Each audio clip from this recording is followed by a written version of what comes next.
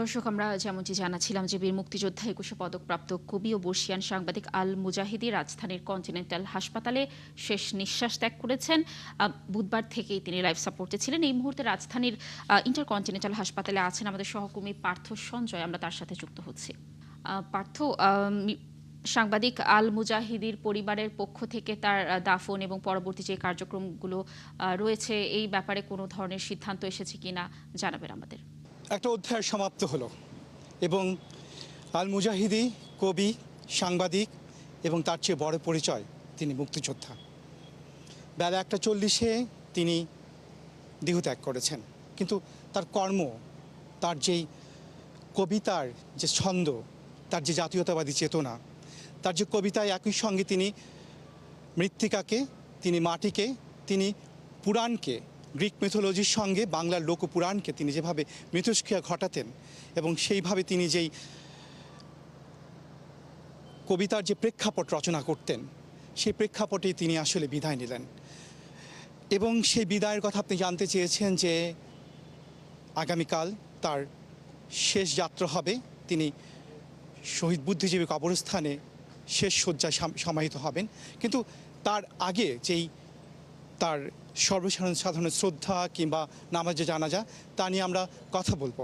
আমাদের সঙ্গে আছেন, আপনি যেমনটি বলছিলেন, তার একমাত্র ছেলে সাব্বির আল মুজাহিদি, যিনি ৭১ টেলিভিশনের প্রধান বার্তা সম্পাদক। সাব্বির আল মুজাহিদি, আমরা শোকের পানে তাকিয়েছি। আমরা একই সঙ্গে বলতে চাই যে তার যেই, আপনি বলছিলেন তিনি দার্শনিক ছিলেন, বাবার কাছে আসলে পিতার মৃত্যু কেমন, এটি আসলে বোধহয় শব্দ দিয়ে বোধহয় সেটাকে আসলে বর্ণনা করা যায় না।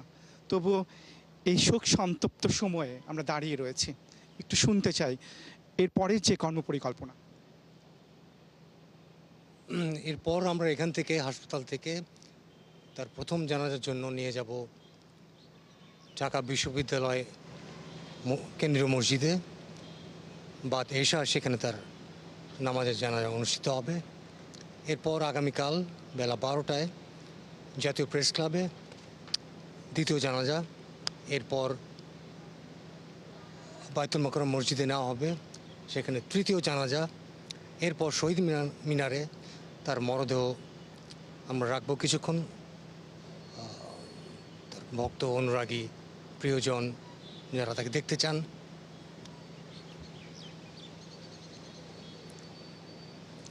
এরপর সেখান থেকে আমরা মিরপুর শহীদ বুদ্ধিজীবী কবরস্থানে নিয়ে যাব তার দাফন শেষ করার জন্য। আপাতত এইটুকুই, এখন কিছু বলতে পারছি না। সন্তান হিসেবে বুঝতেই পারছেন শোকে আসলে তিনি, তাকে আসলে কি বলবেন এই সময় দাঁড়িয়ে। আমরা তার দীর্ঘদিনের সহধর্মিণী কবি আল মুজাহিদের পলিনা পারভিন, তিনি কিছুক্ষণ আগে বলছিলেন তার যে অবদান কবি হিসেবে, মুক্তিযোদ্ধা হিসেবে, তার প্রতি দেশ বা রাষ্ট্র কোনোভাবেই তার মূল্যায়ন করেনি। পলিনা পারভিন, একটু শুনতে চাই। ওই তো বললাম আমি যে ওনার যে প্রাপ্য ছিলেন, উনি যে কবি, উনি যে বুদ্ধিজীবী, উনি যে মুক্তিযোদ্ধা, উনি যে প্রতিবাদী মানুষ, তার মূল্যায়ন হয়নি। কেন হয় না আমি জানি না। এটাই ওনারই আফসোস ছিল। ওনারই, মানে যে খালি শুধু উনিই করছেন তা না, আমারও ছিল।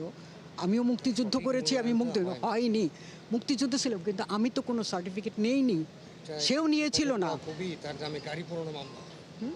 তাকে সন্ত্রাসী মামলায় ফেলে, খুনের মামলায় ফেলে যে টর্চার একজন কবি, লাস্ট অব্দি সেই জাজ বলেছেন একজন কবি কখনো খুনি হতে পারেন না।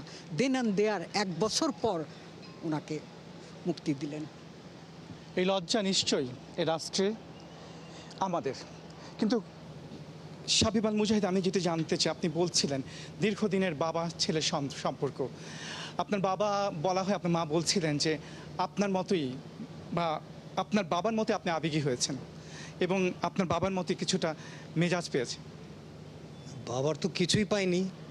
আমি চাইবো আমি যে কদিন বাঁচি, আল্লাহ যে কদিন বাঁচান, আব্বার ন্যূনতম কিছু যেন আমার মধ্যে ছিটে ফোটা যেন মানুষ পেতে পারে, দেখতে পারে। দেশের জন্য যেন কিছু করতে পারি, দেশের মানুষের জন্য যেন কিছু করতে পারি। তার শেষ চাওয়া আমার শেষ চাওয়া।